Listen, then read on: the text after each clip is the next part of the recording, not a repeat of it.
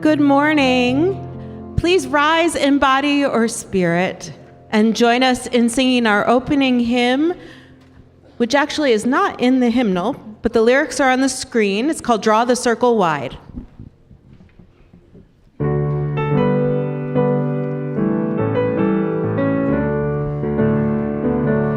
Draw the circle, draw the circle wide. Draw the circle, draw the circle wide. No one stands alone, we'll stand side by side. Draw the circle, draw the circle wide. Draw the circle, draw the circle wide. Draw the circle, draw the circle wide. No one stands alone, we'll stand side by side. Draw the circle, draw the circle wide. Draw the circle wide, draw it wider still. Let this be our song. No one stands alone, standing side by side. Draw the circle, draw the circle wide.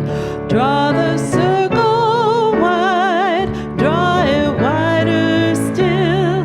Let this be our song.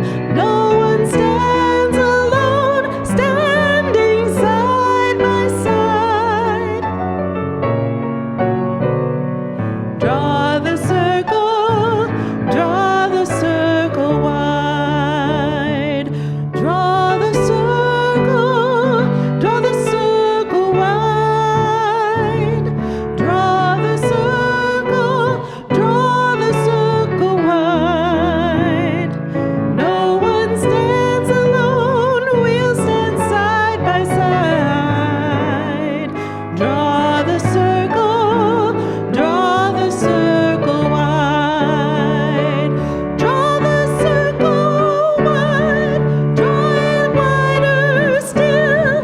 Let this be our goal. No one stands alone, standing side by side. Draw the circle, draw the circle wide. Draw the circle, draw the circle wide. Please be seated.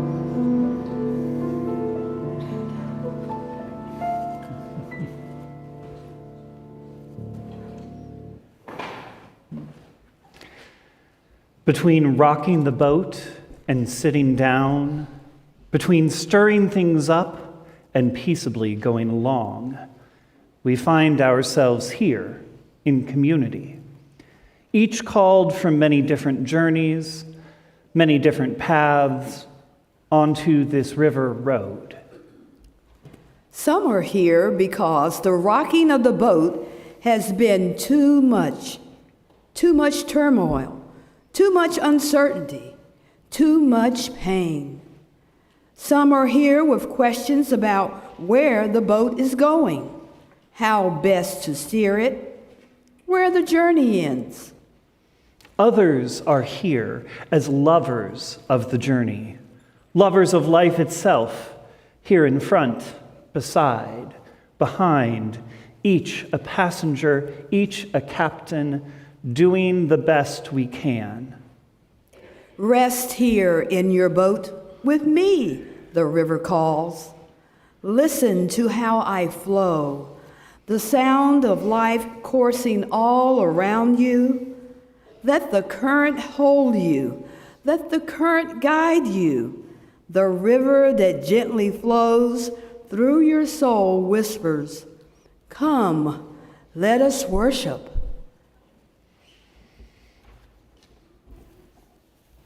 Out of the flames of fear, we rise with courage of our deepest convictions to stand for justice, inclusion, and peace. Out of the flames of scrutiny, we rise to proclaim our faith with hope to heal a fractured and hurting world. Out of the flames of doubt, we rise to embrace the mystery, wonder, and awe of all there is and all that is yet to be. Out of the flames of hate, we rise with the force of love, love that celebrates our shared humanity. Out of the flames, we rise.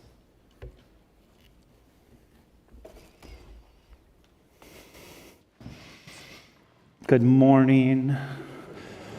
Good morning on this rainy, early, or foggy morning, and you have still made it here. Some of you have made it here in person. Others of you have made it to virtual spaces where you can see, hear, and we appreciate you even in the future. I welcome you to the Eno River Unitarian Universalist Fellowship, or ERUUF as we like to say.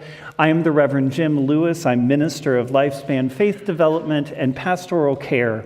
And whoever you are, wherever you come from, whatever your race, your gender identities, whomever you love, and wherever you are on your spiritual journey or in your search for truth, meaning, and liberation, you are welcome here in beloved community. If you are visiting with us today and feel brave in this way, I invite you to rise in body or spirit so that we might give you an ERUUF welcome. Anybody out there visiting and brave enough? Oh my gosh, some brave folks. Hello, welcome. Good to see you, good to see you. Thank you for choosing to spend your Sunday morning with us. Thank you to all of you for choosing to spend your Sunday morning with us. If you are watching on the live stream and have access to the chat, I also invite you to place your name there and somebody will welcome you online. If you are visiting with us and have children with you today, they are welcome to participate in our religious exploration classes with our children, and they simply follow the other families out of the sanctuary after the time for all ages, and one of our RE staff or volunteers will help take care of you and your child, and then come on back. Also, everyone is invited to attend our Inquirers classes for newcomers and visitors in the future, because otherwise you have to travel back in time to 10 o'clock today, because it happens at 10 o'clock between the services. But if you are here and you want to learn more about ERUUF or more about Unitarian Universalism, stop by our Inquirers classes in the building right through that wall at 10 o'clock. And there's an Inquirers class going on almost every Sunday, and there are opportunities on Zoom also. I'm going to say this. I'm not going to give you the full announcement because you're going to get that from Mark in a second. But there's this very important thing in ERUUF that happens every year called the Pulse Survey. And we really want you all to fill it out. We want everybody to fill it out. So Mark's going to be saying more about that. But if you are a parent, when you go over to pick your kids up from religious exploration, linger in the commons room. We have some coffee and donuts for you so you can pause and do the survey then. Because sometimes with the children, I understand it's a thought that goes out of the brain. Filling out a survey, you're not thinking about it. So take a moment, have a coffee, have a donut, fill out the Pulse survey so we get your voice in the mix. That'll be happening after service today. All right, now is a good time to turn off or down to worship mode any devices you might have so we don't have unexpected musical interludes. And we'll take a deep breath in and let it out as we continue our time together.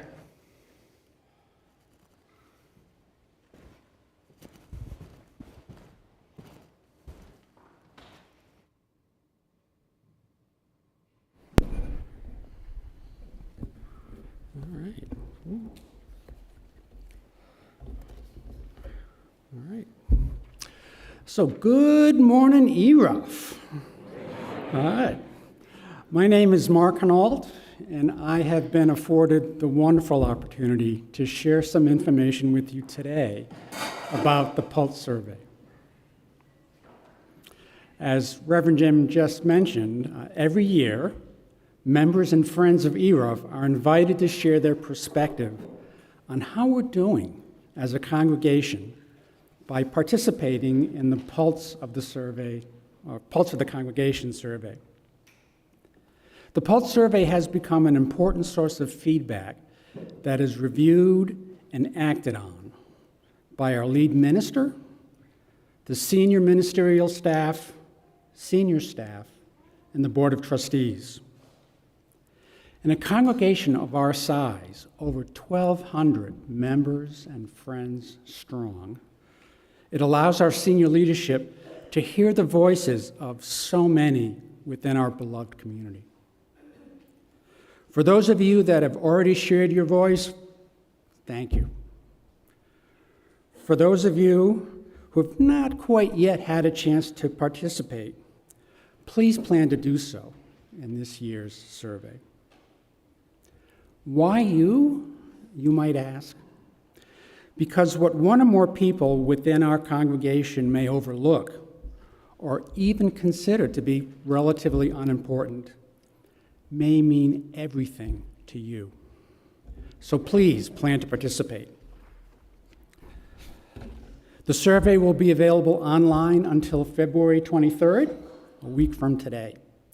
You can find links to it and/or QR codes everywhere, in e-news, on our website, on signs that are posted throughout the campus, and of course, across the breezeway in our fellowship hall. Just come on by after today's service and look for our table just a hop, skip, and a jump away from ERUUF's Life's Blood. By that, I mean the tables hosting the wonderful coffee and delicious snacks. At least at the 9 o'clock service, I saw some really good-looking Girl Scout cookies.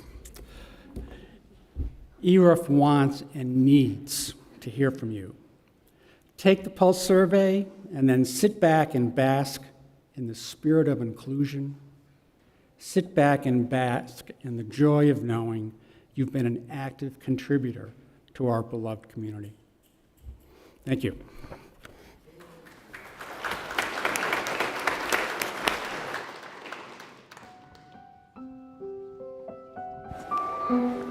I invite all the young and young at heart to come join for the story. While you're coming down, I have an announcement. There's a silver Camry with its hazard lights on in the parking lot, license PYZ.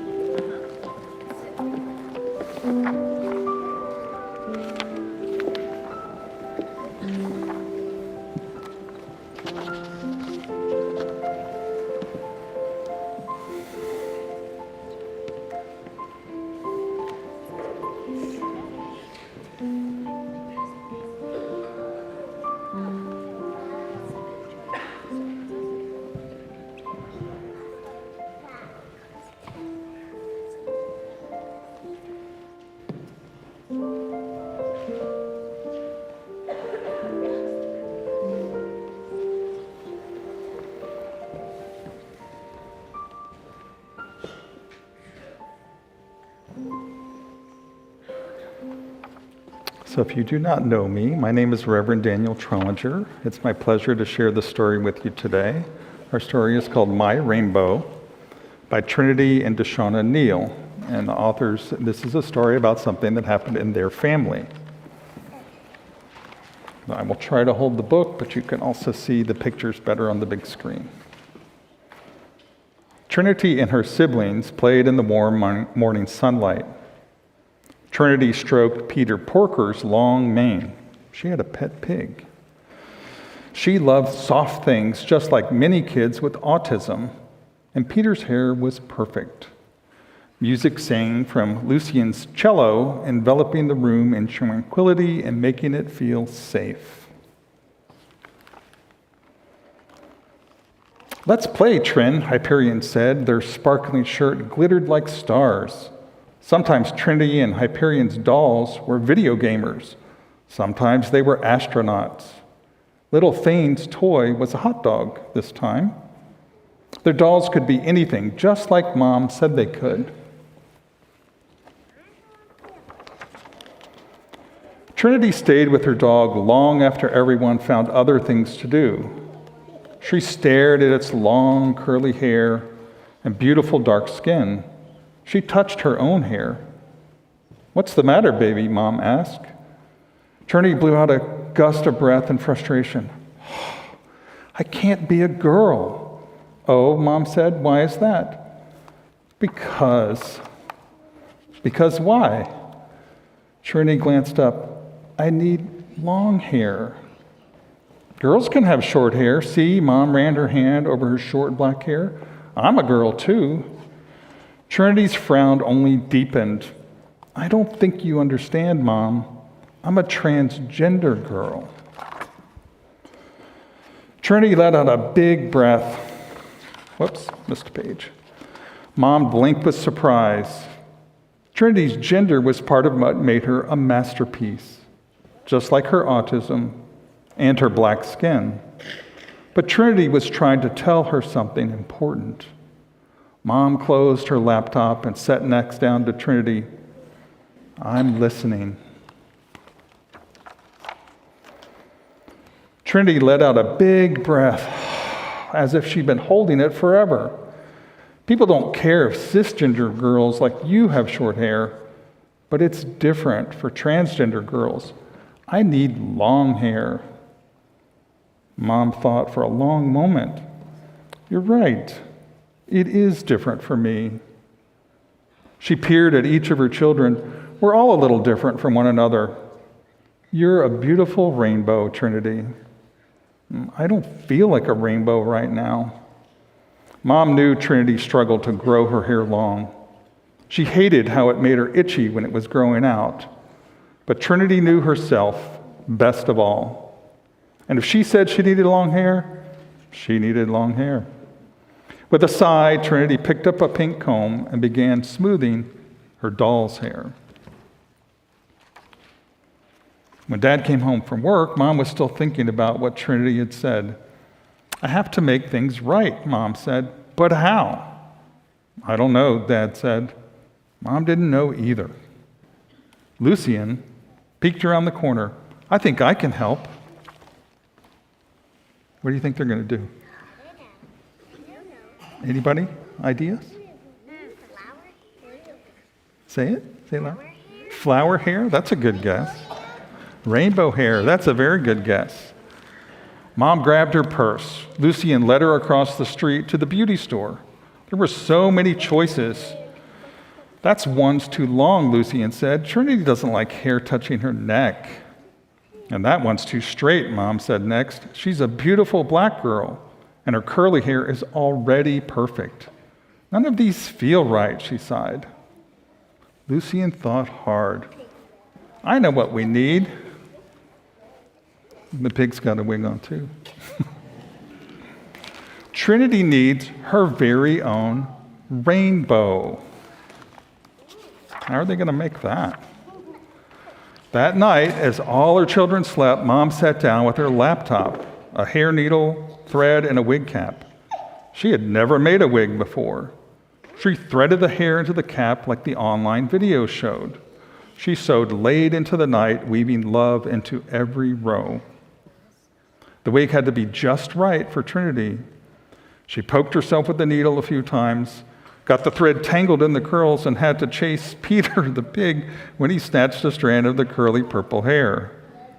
But she weaved and weaved until the clock struck 3 a.m. You did? It doesn't feel good, does it?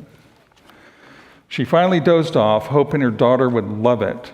Mom awoke to the sounds of sniffling and sobbing. She gasped, "Trinity is crying." Mom dashed to the bathroom. The wig was big and fluffy on Trinity's head. The springing curly teal blue, dark pink, and purple hair that Lucian had chosen lit up the whole room. Trinity's eyes sparkled. She was crying tears of joy. She ran her fingers through the curls. "It's me, Mom. My hair has finally come. It's my rainbow." Lucian bounded into the bathroom with the rest of the family behind him to see Trinity's reaction. "Thank you," Trinity said. "I love my rainbow." "And we love you, my heart," the whole family said. When each of your colors has space to shine, you light up the whole sky. What do you think of that story? Good? Thumbs up from Penelope. Thank you. Thank you for spending story time with me. You now get to continue your religious exploration in the care building next door. Have fun.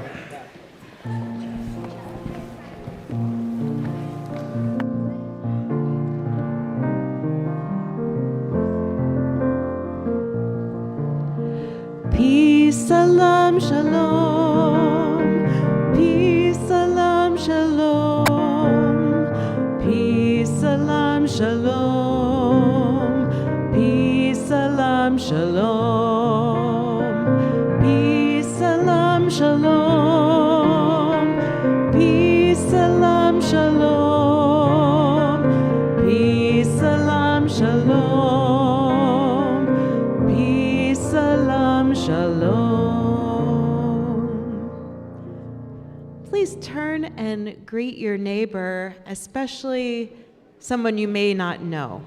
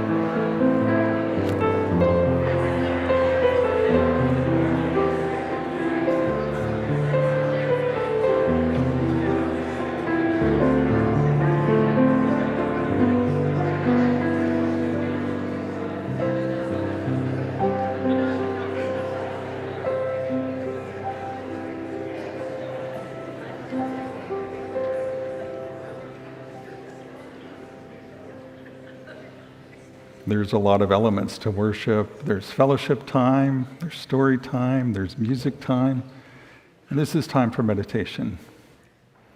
Please join me in the spirit of prayer and meditation.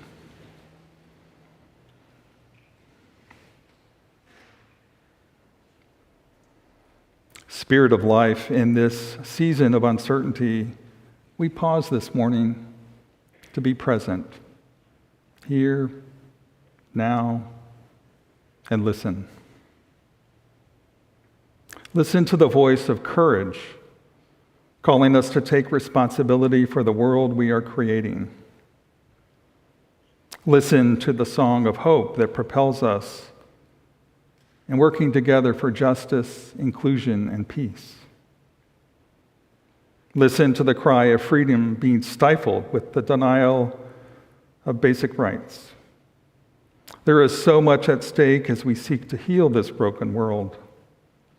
We ask for courage to meet the challenges of the day and hold light in the face of darkness, knowing that we can do together what none of us can do alone. As a people who care for this world and for one another, we lift up our joys and concerns.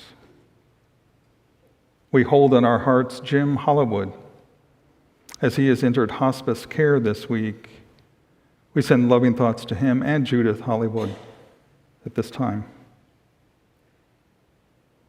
We hold in our hearts all those in our community that may be experiencing illness or loss. We hold in our hearts all here and all the world over who may have been forgotten, who are marginalized, who are in crisis, and may have lost hope. May they know comfort, strength, and support. Let us also take a moment to hold all the joys, milestones, and successes that lay before us in life. Today we celebrate a joy with Nan Walker, who won a trip to Italy from UNC and plans to go in the fall.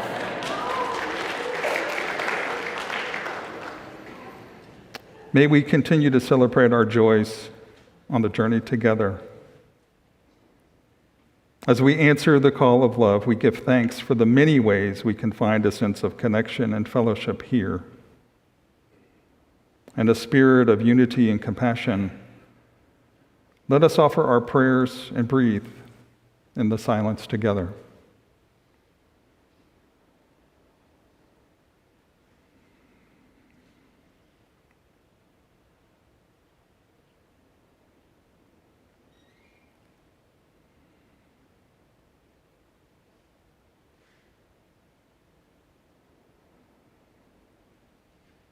And so it is.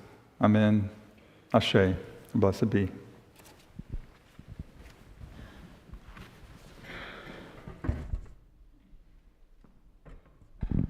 Please join me in our hymn for meditation this morning, number 1002 in the Teal hymnal, Comfort Me. And of course, the lyrics are on the screen.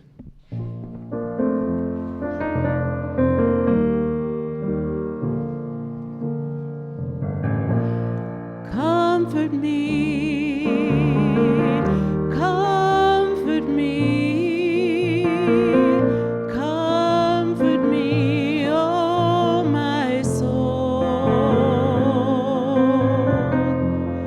Comfort me, comfort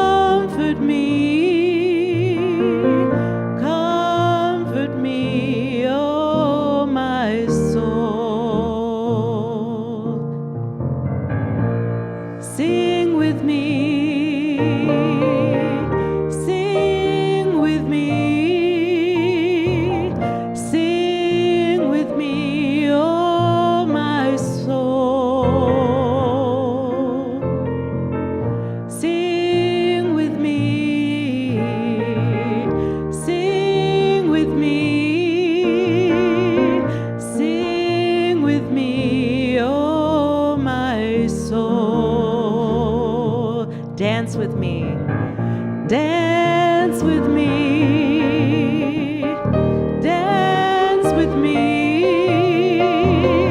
dance with me, oh my soul. Dance with me, dance with me, dance with me, oh my soul. Comfort me, comfort me, comfort me, comfort me, oh my soul. Comfort me, comfort me, comfort me, oh my soul.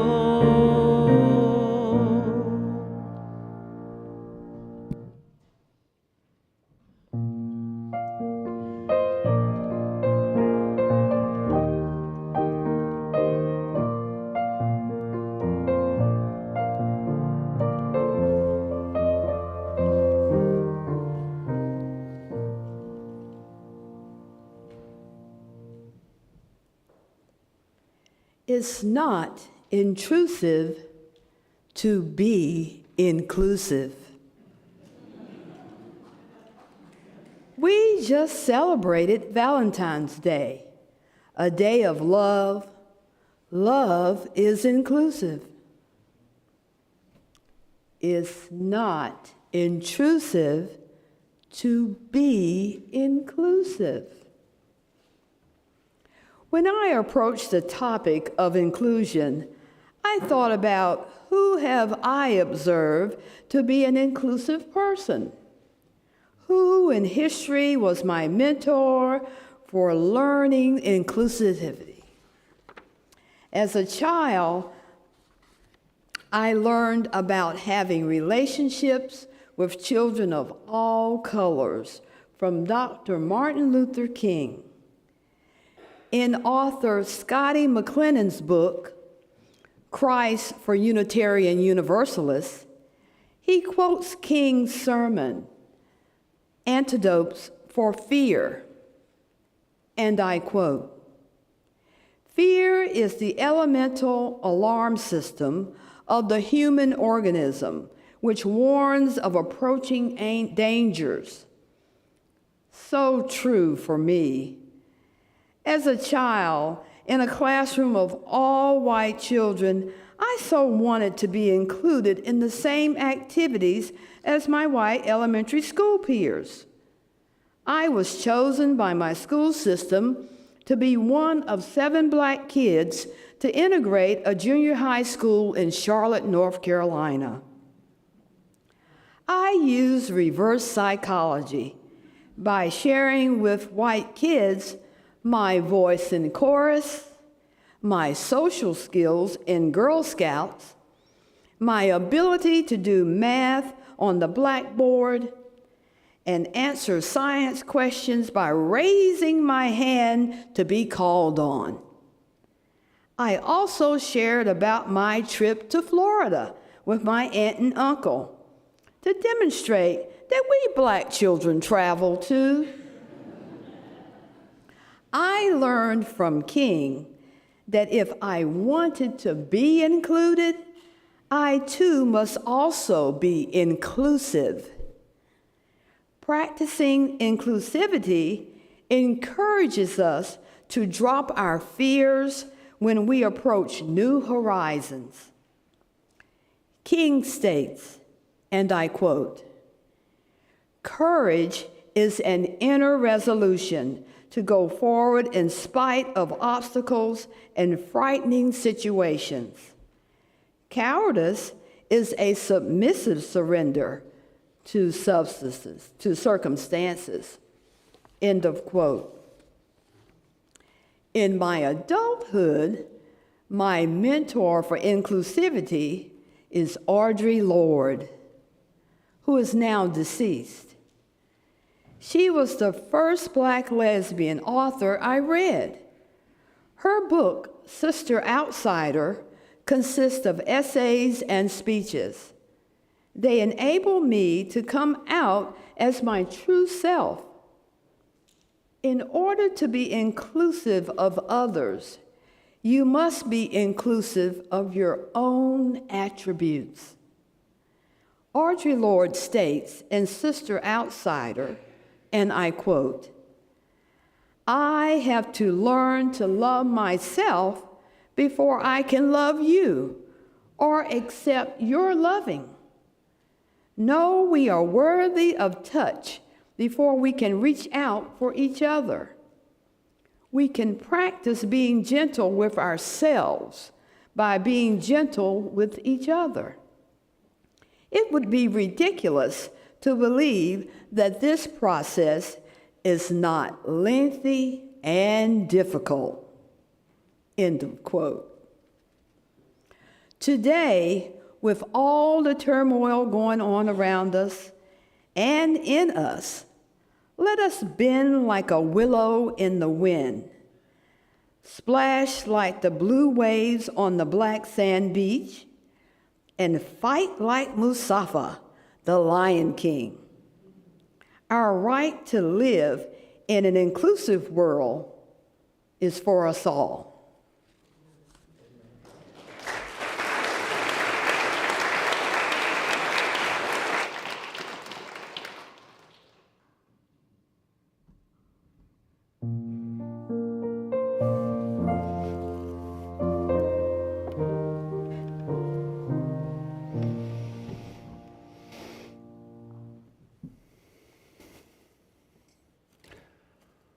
What does it mean to see or to experience someone fully? To understand the totality of who they are? This is actually quite a hard thing to do. We attempt, sure, and we attempt well. We find information or listen for information about them that brings us into a deeper knowing, into a deeper relationship. We can listen sometimes deeply and bring our hearts into alignment. But there is this challenge, this real challenge, even with those closest to us, to not see them or experience them from the outside, which often holds our views, our assumptions, our projections of them as part of a puzzle. But to see what is really there from the inside and understand it from their perspective. I start today's sermon with this idea because I hope to start us with what I see as this truly aspirational idea of inclusion. Policies, great. Policies are a step. But this deeper knowing of a person and this real including of them as the wholeness of what they are and who they are and everything that makes them. Now, there's a few different pieces in reality that we are juggling even with the smallest idea of inclusion at the moment. One of which is that inclusion has become a dirty word in our government and many of our corporations. I didn't cross the word out inclusion because we need to cross it out at ERUUF. I crossed it out, every once in a while I feel a little dramatic. But rightly so. One might even say that inclusion is most literally politically incorrect right now. I'll touch on that later. But here, as a people who often believe that inclusion is important, I want to start with an idea of what inclusion could mean on a deep aspirational level. I want us to start by contemplating what it might mean to come to that place of inclusion and trust. I do not speak here as a person who always accomplishes this ideal. I do not. What you will hopefully hear me say again and again today is that deeply including across a community relationally with each other is a process. And I, along with all of us, am always holding that process myself, within myself, as well as in community. So what might it take to practice a deep inclusion? From a Unitarian Universalist perspective, I've heard many times the importance of emphasizing the ways that we are the same. The things that unite us, it's what brings us together. I feel like it feels good to come together in that sameness. I've also heard the importance of noting what is different between us. We need to see the truth is that we are not actually all like-minded people. We need to see those differences are important as what makes us the whole people, which each of us are. And I want to hold that both what we hold as the same and what we hold as different are part of seeing each other as full people and inclusion. Both of those are important. In our Time for All Ages today, I'm preaching today, so you get to hear about the children's book, or the book for all of us, truly.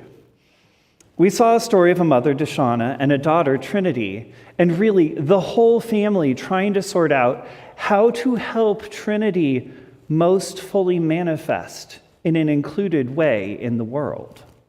And it took holding what was the same and what was different and really trying to listen for what Trinity was trying to say. For instance, let's start with the things that are the same. There's some lines in here I notice that Deshauna says about Trinity that I think are really important for the ways that Deshauna and Trinity are the same. She talks about affirming her daughter's beautiful black skin.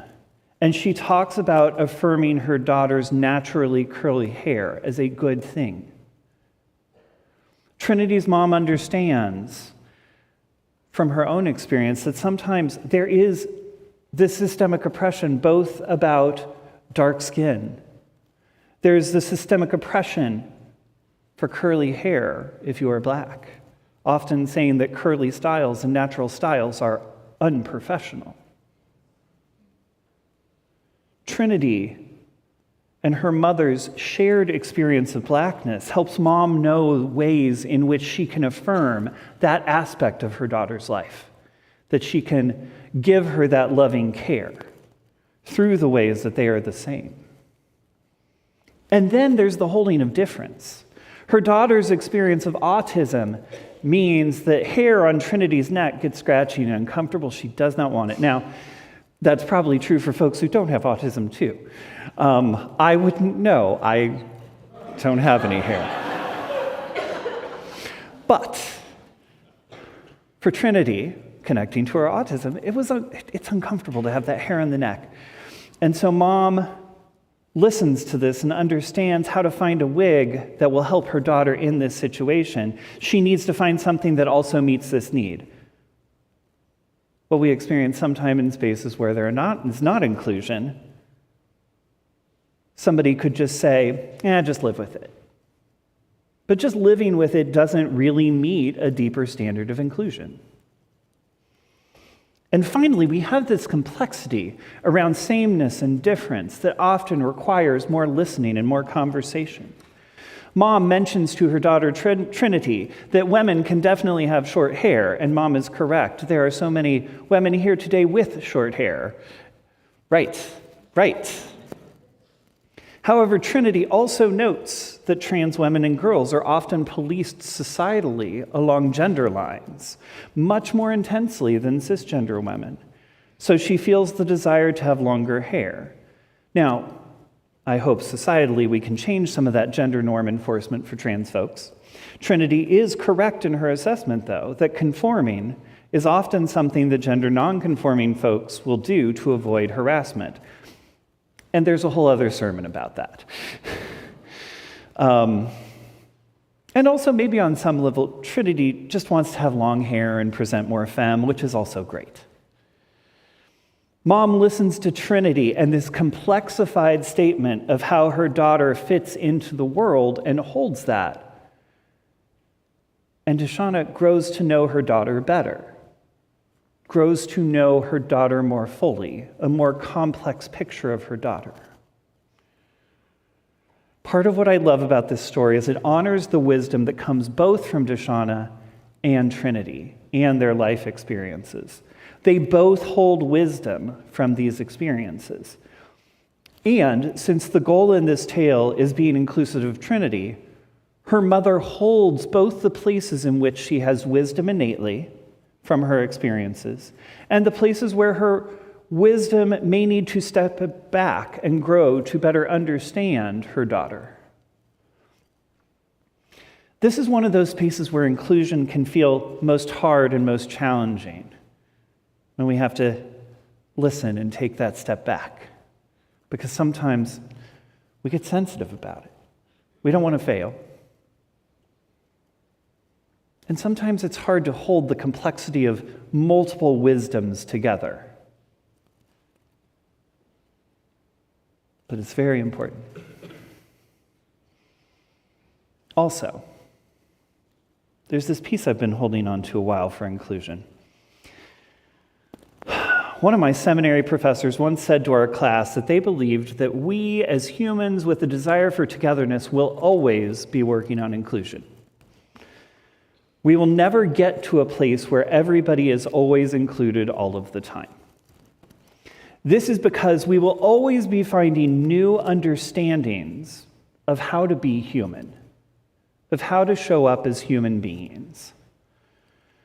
So that means even if we were to right this second immediately make sure everybody feels included in every way that we know of possibly, we could just snap our fingers and it happened. It can't. It takes longer than that. But if we could, new ways of understanding how to be human would come along. And it possibly wouldn't even be new ways of being human. It would very possibly be something very old that we have never thought of in that way before. For instance, ADHD. As I say that, I want to apologize to anybody in the congregation today who has ADHD. I realize this sermon is long and it's not helpful to you. But try and hang with me. I apologize in advance. There are so many ways I see us wanting to be inclusive of folks with ADHD and neurodiversity in more intentional ways. And I'm also aware, societally, there is this question of why are so many more folks being diagnosed with ADHD than before? Not everyone who's diagnosed can have it. We're just diagnosing anybody.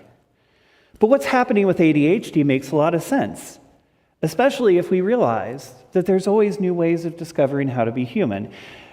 So let's parallel it with the history of another disease, Alzheimer's disease. Now, to be clear, they're not the same. They don't cause each other. But we're talking about diagnosis and the history of how disease comes to be. So, can anybody tell me how many cases of Alzheimer's disease existed before 1906? 0. Right, because Dr. Alzheimer had not fully identified it as something a person could have. Now, there was research on the symptoms of Alzheimer's before that, and sometimes they were attached to other things. But did you also know that for a majority of the 20th century, until at least sometime in the 70s, you could only have Alzheimer's if you were between the ages of 45 and 65? Because if you were older than 65, they're like, oh, that's just old age. Yeah. It took till around the 70s to do that. I don't know the precise year. I'm not a medical doctor. But, what happens when you expand that diagnosis? It may be correct, it may be helpful, and also suddenly you get a lot more people with the disease. Right. So ADHD is much the same way, many people believe. These symptoms have always existed, and sometimes they've had different clinical names assigned to them. More recently, doctors have become clearer about what symptoms look like, so they've been able to be more clear about who might have this experience. Additionally, there are many of these diagnostic tools that have been used primarily on white men, meaning if you exist outside of that demographic, Sometimes it has been harder to get an appropriate diagnosis. And sometimes your symptoms are equated to something else, medical or societal. All of this is to say we have to stay mindful that there will always be new ways to be inclusive that are going to show up in human lives and in our spaces. I like to think of this not as something hard, not as really challenging work. We should not feel belabored. I prefer to think of it as a constantly developing space for growth. And I encourage you, rather than to think of it as constant work, consider it to be a space where you get to be a lifelong learner. You get to be somebody who is always growing, who is always developing, who's always finding out new things throughout your life. Now, why should we be inclusive? Why? I was listening recently to Norma Wong, author of the book When No Thing Works, a Zen and indigenous perspective on resilience, shared purpose, and leadership in the time-place of collapse. Long title. Looking forward to sitting down with it. I was listening to her on a podcast. It was Adrienne Marie Brown and Autumn Brown, who are sisters, their podcast, How to Survive the End of the World. It's 2025, y'all, but they started it in 2017. Norma Wong reminded me of the importance of the purpose of why we do this thing called inclusion. It's an intense listen, but give it a try. So I'm going to say two things right now that seem like contrasting statements, and I want to hold them together next to each other. One of these is going to feel uplifting.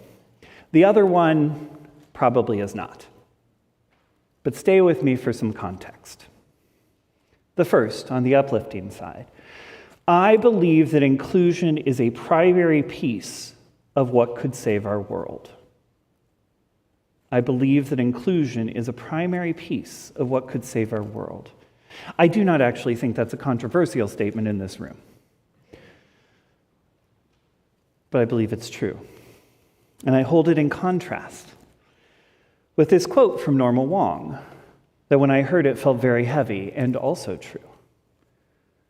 To be on the right side of history does not mean that humanity will survive or that we will have the prospect of thriving. I've been holding these two thoughts together, trying to figure them out. And context.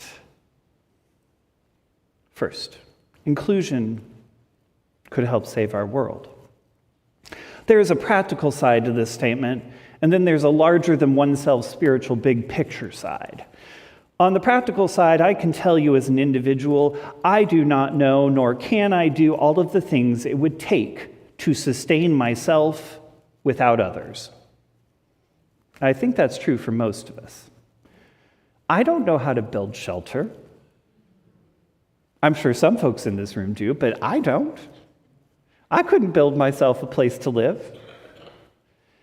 There's so many pieces of the systems of food and feeding myself that I require support from others.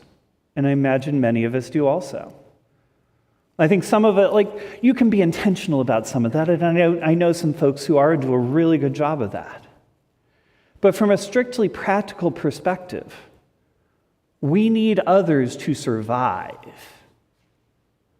I also have a distinct awareness of how I and most of us in Western society are really out of relationship with those who are doing that work.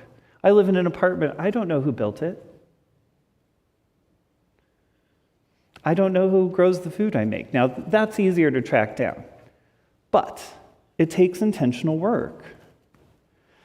And this speaks to the value of interdependence, because truly, interdependence is always happening all around us. We don't have a choice in that. It's happening whether we like it or not, whether we notice it or not. But if we approach that interdependence with thought towards inclusivity, that's a piece of what can bring communities and humans together in common goals, in common struggles, And then there's this bigger question of why we should include. And what I'm going to say, inclusion implicitly, and sometimes explicitly, says who is worthy of respect and dignity in our society. It says either quietly or loudly whose viewpoints count. And that can get complicated because sometimes you want to be in relationships with somebody and you want to include them, and they might be a challenging person. Your personalities might not fit. And there's a question there of how do you include that person? There's another question there when someone else says they want to be included but thinks certain people don't deserve rights or thinks certain people's existence could just go away. They might need to reflect on, do they actually want inclusion? It's complicated. That's why it's a process that takes relationship, or a process that takes that dance back and forth of how to include. And to bring back the Norma Wong quote, I do believe that being on the right side of history does not promise the survival or thriving of humanity, especially now, and especially in any given moment. I do believe that inclusion is being on the right side of history, but it will not promise that we survive. It will not promise that we will thrive in this lifetime. Inclusivity will not buy you a house. Inclusivity will not pay your mortgage. Inclusivity will not send you on vacation. But the community it builds, the possibility that we create in that community might mean the survival. But we have to do it. We have to make it happen. Just being inclusive doesn't make it happen. It's that work that we build in inclusive communities. That's why this work of inclusion is not brief and it's not easy. As our government and corporations are getting rid of DEI programs, that's diversity, equity, and inclusion programs, let me offer, scandal of all scandals, my quick critique of DEI programs to make a point. Please don't gasp too loud. You'll understand it when I say it. It makes sense. Don't be too shocked. Because I do have a critique of DEI programs. Now, I don't critique the goals because I think the goals have often been great. I don't critique the presenters and the professionals because they are often wise and have good ideas. But so often the institutions that want to have programs around inclusion want a 1 hour or a half day or a 1 day program on diversity, equity, and inclusion that's going to fix all of the problems of their institution permanently, forever and ever, amen. They don't want to do the community building work to make it happen long term. So it's really a critique on the institution. Sometimes I think they might just want to check off a box saying they did a thing. Anyway, actual inclusion takes cultural change. It takes getting comfortable with personal change. It takes looking at oneself, one's institutions, one's deeper beliefs, and deciding to be that lifelong learner. Deciding that you can lean more into what inclusion is, more into how you might need to shift personal behaviors, policies, ways of being, structures to make that inclusion happen. And I've said this before, and I actually say it a lot. You may not be in spaces where I say it. I'm really grateful for the work of the Theory of Change Committee at ERUUF. There was a team doing that work before them even too. I'm grateful because it is a team holding work that they know will take time and cultural change to make inclusion happen. They seek to impact that cultural change to make ERUUF's inclusivity more robust. They know they have that larger and longer term goal. So, I'm going to tell you this sermon could be a lot longer, but we're going to wrap it up. Not just for the folks out there with ADHD, but for all of us a little bit. But I'm going to wrap this up with something important. I hope you go forward today considering how you might be more inclusive personally and how an attitude in that direction might support the organizations you're part of. Consider including yourself, but if you are generally included, ask, what might you be doing to make that space for others? I know it's something we try to do here and will continue to do, and this is kind of the basic ask. We always want you to do this. But there's a point I need to make in connection with it. A point in connection with our government and our corporations, treating inclusion like it's a dirty word. Because here's the thing, inclusion never belonged to the government. They don't own it. The corporations don't own it. They don't own this spirit of including people. And it didn't start with them. Like, they can make policies, sure, it can be affirming, but it was never theirs. And it's that they're not theirs to take away. Inclusion has always been a grassroots effort. It starts with the community, in the communities, places like here. Places like you have other places that you are affiliated with where inclusion is important. It's where it's fostered. And from those communities, pressure is put on the government, pressure has been put on the corporations to make those policies, to say this is important. We need to keep fostering this work here and in our communities if the government and corporations will not do it. It is indeed ours to do. So the ERS is going to be singing this song from Dear Evan Hansen that I asked them to sing. Thank you very much. And it's called You Will Be Found. I asked for it because it's beautiful and uplifting, and when you hear it, I want it to be beautiful and uplifting. And I want us to remember that in the idea of you will be found, it requires us to be part of that community of support. We have to be the people who are finding people. We have to be the people who are helping create that inclusion. It requires us to see and witness people. We are the ones that make the community real and robust. And making people included is both a deep responsibility and a deep opportunity for us to live into our values. So find what you can do, live into it, grow into it, listen, communicate. We are the ones who can build a better, more loving world. We have both a deep responsibility and a deep opportunity. They can change policies, but they cannot take it away. Amen and blessed be.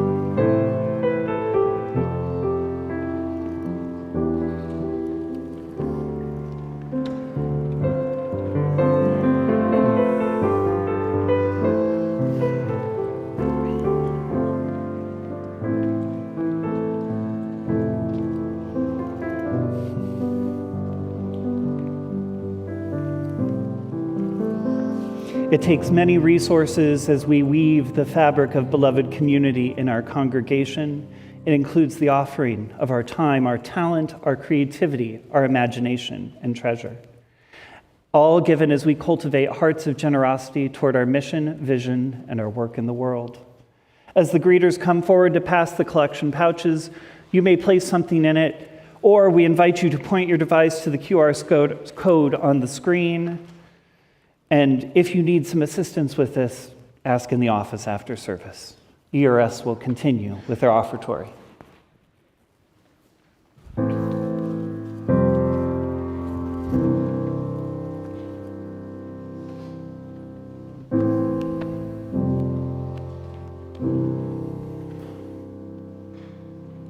Have you ever felt like nobody was there? Have you ever felt forgotten in the middle of nowhere? Have you ever felt like you could disappear? Like you could fall and no one would hear?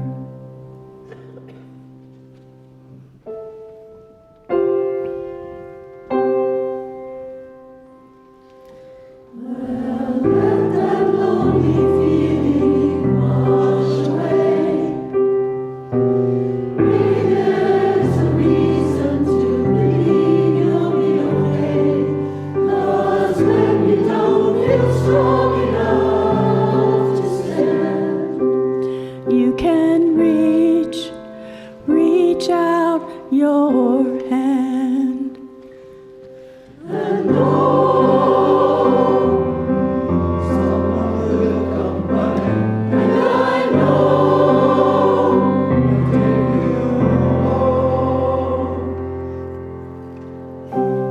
Even when the dark comes crashing through, when you need a friend to carry you, and when you're broken on the ground, you will be found. So when the sun comes streaming in, that you reach up and you rise again. Lift your head, look around, you will be found. You will be found.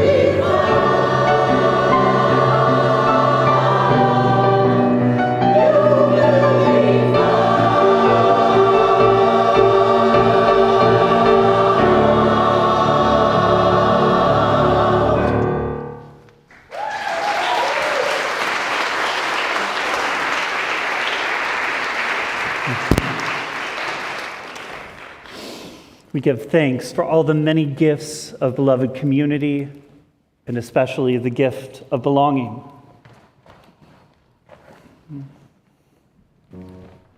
So please rise in body or spirit and join us in singing our closing hymn, Answering the Call of Love, which the lyrics will be on the screen, and of course it's in the teal hymnal number 1014.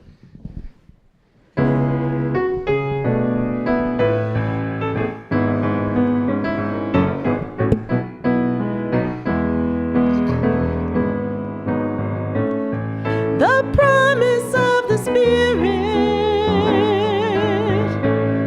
faith, hope, and love abide, and so every soul is blessed and made whole. The truth in our hearts is our guide. We are answering the call of love. Hands joined together as hearts beat as one, emboldened by faith, we dare to proclaim we are answering the call of love. Sometimes we build a barrier to keep love tightly bound, corrupted by fear, unwilling to hear, denying the beauty we found. We are answering the call of love. Hands joined together as hearts beat as one, emboldened by faith, we dare to proclaim we are answering the call of love. A bright new day is dawning, when love will not divide, reflective of grace in every embrace, fulfilling the vision divine. We are answering the call of love.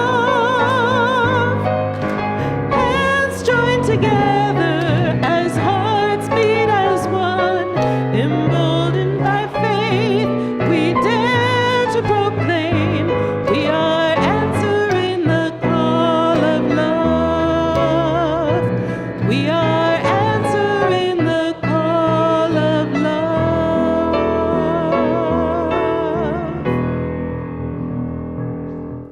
Before we extinguish this flame, visualize it within you. Visualize taking this flame with you so that while it may go out physically, it doesn't go out in our hearts. And back to our opening words, out of the flames of fear, we rise with courage of our deepest convictions to stand for justice, inclusion, and peace. Out of the flames of scrutiny, we rise to proclaim our faith with hope to heal a fractured and hurting world. Out of the flames of doubt, we rise to embrace the mystery, wonder, and awe of all there is and all that is yet to be. Out of the flames of hate, we rise with the force of love, love that celebrates our shared humanity. Out of the flames we rise, and may your flames rise in this world.